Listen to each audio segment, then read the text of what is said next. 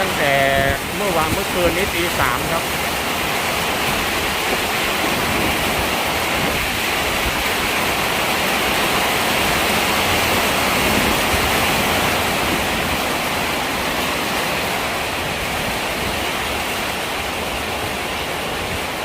เคลื่อนตัวเข้ามาแล้วครับลมทั้ง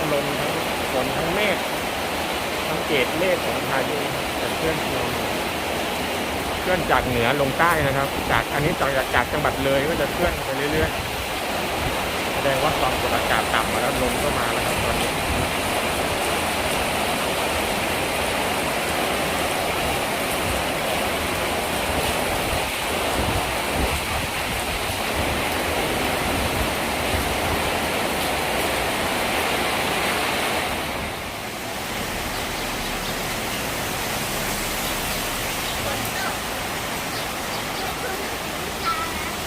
ตกมาตั้งแต่ตี 4ตี 5แล้วนะ